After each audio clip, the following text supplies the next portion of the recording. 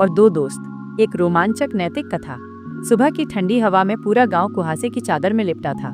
गांव के पास ही फैला हुआ था एक रहस्यमय जंगल, जिसका नाम था काला जंगल। इस जंगल को लेकर तरह तरह की कहानियां प्रचलित थीं।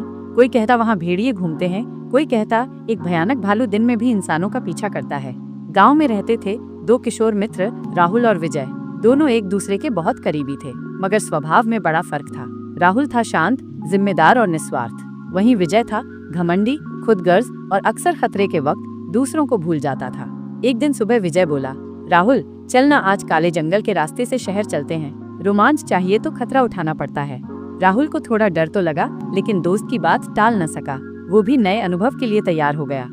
दोनों एक एक बांस की छड़ी, एक छोटा बैग जिसमें कुछ सूखा खाना और पानी की बोतल थी, लेकर निकल पड़े।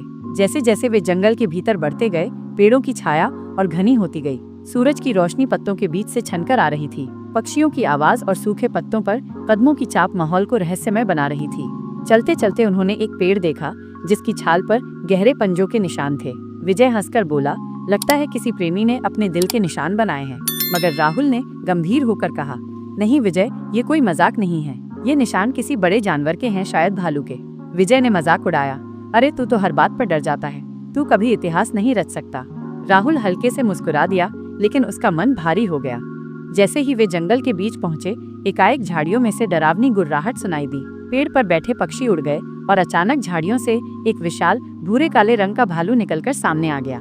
राहुल वहीं जम गया, उसकी सांसें रुक गईं।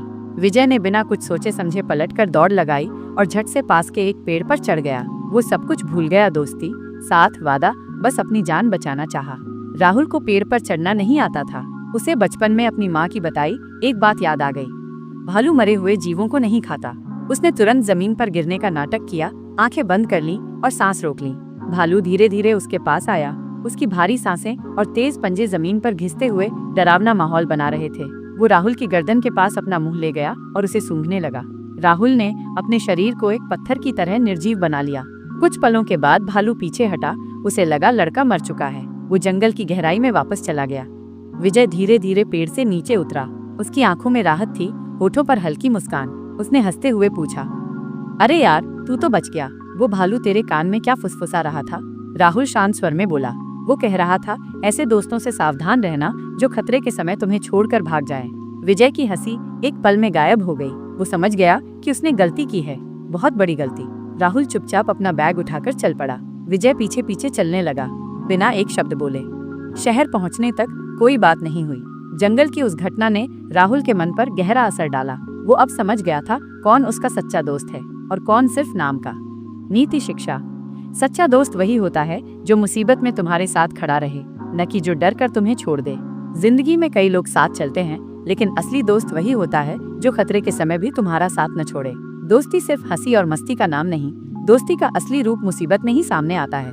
अगर वीडियो पसंद आए तो वीडियो को एक लाइक कर देना। हर रोज ऐसी वीडियो पाने के लिए चैनल को जरूर सब्सक्राइब करें।